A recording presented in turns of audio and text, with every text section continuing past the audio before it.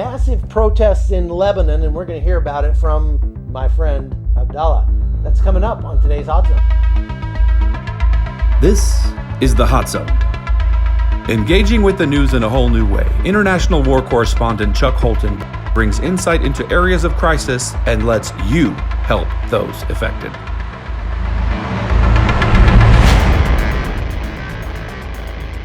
Hey folks, Chuck Holton here, and I'm at the CBN studios this week publicizing my book, Prowess. And while I'm doing that, I got to see my good friend Abdallah. Abdallah is a Lebanese guy. Tell us about how you ended up here at CBN. Yeah, it goes back to the year 2000. Mm-hmm. That's when I had to flee the country with my family, with my 7-month-old years boy. Mm-hmm. My son was 7 months old at the time, and we had to leave the country under gunfire and run into the Israeli borders, and from there go into a refugee camp and stay there for a couple months. After that, we had to make a decision on where to go. And because I was working for CBN at the time, I was working in Lebanon, covering the war for CBN. I did that for 10 years, and CBN was looking for us, and they found us in a refugee camp, and they offered us to come to the US if that's something that we were interested in. And we made the decision to move and come here. And when was that? What year was that? That was in the year 2000. Wow. So right before 2001, right before everything blew up? Yes. Man. So you were a soldier, is that right? Were you a soldier in Lebanon, or did you were just there for the war? We grew up as soldiers. We had to be soldiers. We had to learn at an early age how to defend ourselves and our homes and our families, because the Palestinians, when they were kicked out of Israel, they came to Lebanon, and in Lebanon they didn't want to come as refugees. They wanted to come and take over the country and start attacking Israel from Lebanon, and we were in the way. So they would come into our towns and start launching attacks against the Israeli borders and the Israeli settlements. So that didn't sit well with them, that we were in the way. So we were targets as well as the Israelis. Did you get it from the Israelis as well? Because the Israelis we were getting it from both sides, yeah. Yes. So we had to stand up for them. Wow. And say enough is enough. We wanna live in peace. We don't want to be in war. We don't want to live this type of life. But they were like launching attacks after attacks. Daily attacks. Mm-hmm. And I remember since I was a little child, in my book I talk about my childhood growing up in Lebanon, how I grew up as a little boy. All I remember is bombs, machine guns, and that's how we grew up. Wow. That's all the memories that we have. So you mentioned your book. The book is called Fight, and I can't wait to read it, although I think I know a lot of what's in it because you've talked to me about that, showed me a lot of your pictures. You got some of your pictures in the book here. Tell me more about what it was like growing up. I remember, the fighting in Lebanon when I was younger, about that same time. The green zone, they have the green line, is that right? The security zone. Yeah, security that was zone. They called it security so zone. I just remember it, seeing the pictures of it was ridiculous. Yes. That's the part of the country where I grew up. So Israel had to come and push back the Palestinians. That's why they invaded Lebanon, and they had to put an end or stop to the Palestinian attacks against the settlements. Right. So they came and they created the buffer zone, and they called it the security zone. And they supplied the Christians and other groups in South Lebanon with weapons, and so that they can defend themselves, they can defend their towns, and at the same time they can defend the Israeli borders. Okay. So we created like a coalition with the Israelis so that we can take care of ourselves and take care of the Israeli borders. Now, I know in Lebanon that there are a large number of Christians and a large number of Muslims, and they sort of divide the neighborhoods. They had a Muslim neighborhood and a Christian neighborhood. The last time I was in Lebanon, which was just a couple years ago, I remember being struck by, as you drive through Beirut, you're driving through a Muslim neighborhood and it's trash everywhere, dirty, graffiti, broken down everything. And then all of a sudden you cross into a Christian neighborhood and it's beautiful lawns and well kept and clean. Explain that difference. Why is it like that? It all falls back to the religion and the culture itself. Our Christianity, we instill in our kids and our families that cleanliness is important in life, and it reflects who you are as a person. To them, it's not. It's just that's like savagery. Yeah, I've seen that in Afghanistan too. They don't have. They've got a culture that's been around for 6,000 years. They have no roads, like savage no life. Toilets. Yeah, yeah. But it's because if you're born into this particular life, that's where Allah wants you, and it's almost an affront to Allah to try to better your station. Is that right? And this is where we are now in Lebanon. This is the problem that we're facing in Lebanon now. They want the government and the regimes surrounding us, surrounding Lebanon, because they're all Muslim nations surrounding Lebanon. They want to take back the country to the Stone Age. They want Lebanon to be backward. They want Lebanon to be like their Primitive countries. like that, yeah. Exactly. So that's the fight that we have on our hands. So what is all the protests and everything that we're seeing in Lebanon right now? I mean, it's been a lot of violence in Lebanon over the last few weeks. We're here today because there is a parliament session that is anti-constitutional. Normally they have no right to be here. What they need to be doing is selecting a prime minister and a government. Anything else today is refused by the street, and the street wants a government. We do not want laws. They have no right to do this. So everyone's here for that. What can you explain what's going on? This revolution that's happening in Lebanon now, it's long overdue. It should have happened long time ago. But because of the corrupt politicians who kept they're stealing things, or they're skimming money. They kept oppressing the people and stopping them from voicing their opinion and telling them enough is enough. Everybody would stand for them. They would just throw them in prison or kill them or do whatever they want. Okay. So people were intimidated by the politicians. Now people are done. They're sick and tired of them. Now, Lebanon have never ever been as united as it is today.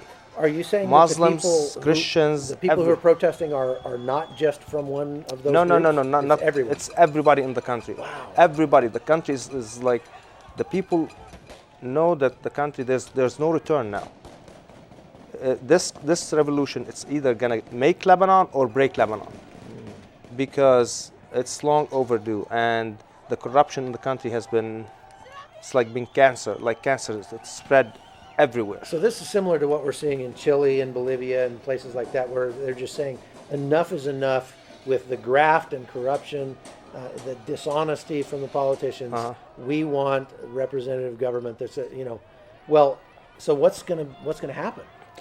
We've been living with false promises for many years, and people are done with this. They want the right people in the right position. They want. So what do they want, really? I mean, they want reform. They don't want any of these people in. They want a new in government?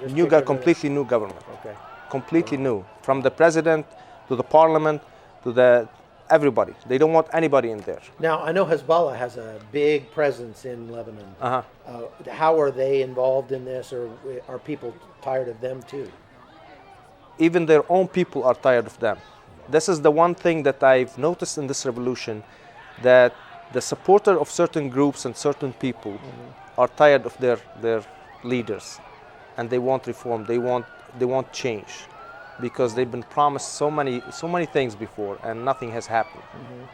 You still have family in Lebanon? Yes, I do. I still have my parents in Lebanon. Most of my siblings, they left the country. They live in Germany and Sweden because of the war, and but my parents still there. They still live in Lebanon. What's the worst thing that's ever happened to you when you lived in Lebanon? What was the worst day?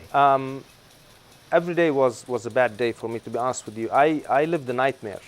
I lived a nightmare in Lebanon, and I struggled with nightmares. In my book, I talk about the nightmares that I used to have every single day.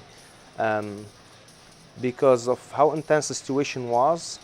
For me, as a child growing up, that's all you know. So I lost hope. I didn't have any hope in me left. All I saw is just like the dire situation.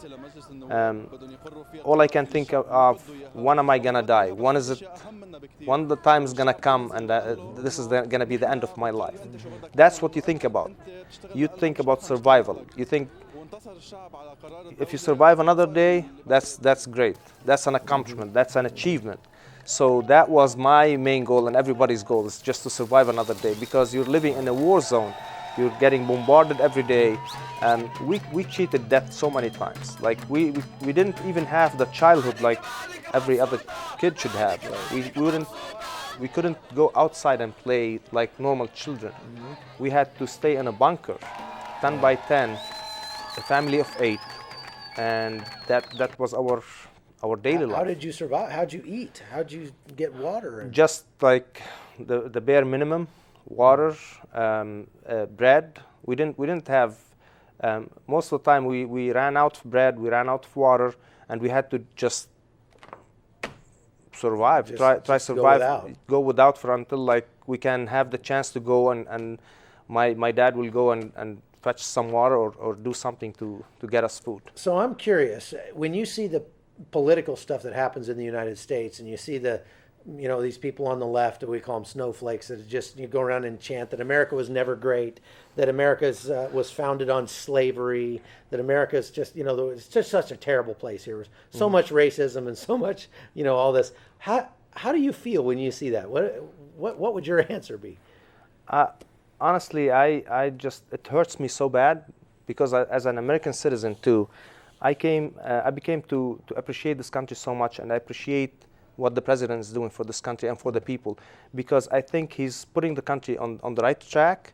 He knows exactly what this country needs, and he's fighting for this country. And liberals, they want to just keep it wide open. They want to keep this country weak. He's regaining power. He's putting back the country on the right track. Right. And these liberals, they should understand that whenever you're weak, they're gonna take advantage of you. This is from an immigrant asylum seeker. Well, you didn't come here. You came here with as an asylee. Job or as an asylee. Yes, as an asylee, and I had to go through the process that people are whining about. That they just people should be welcome. They should come in. No, they shouldn't be coming in like that. They should go through the process like everybody else. See who's who and who's doing what. Right. Run a background check on them and know who they are. And if they wish us ill, they shouldn't be in this country. They should be shipped back to their countries. Have you been back to Lebanon? I've been back, and I've been arrested, and I've been put in jail for almost 15 days. Why is that?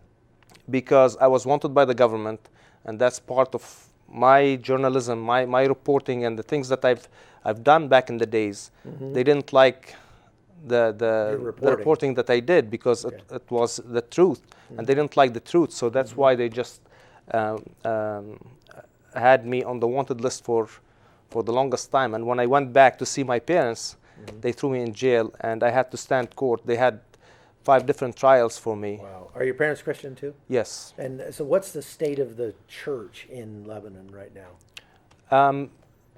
The church is healthy in Lebanon. To be honest with you, the church has never suffered in Lebanon. Anybody who tells you other than that, they're well, I know mistaken. your president was a Maronite Christian for yes, a long time, and right? that's in the constitution of the country. The Lebanese president can be but a Christian, a Maronite Christian. Okay. So that's in the constitution, and that's one way to protect Christians. Yeah, and I know that they have a divided. Yes. The head of the parliament has to be a Shia Muslim. Muslim, okay. The prime minister has to be a Sunni Muslim.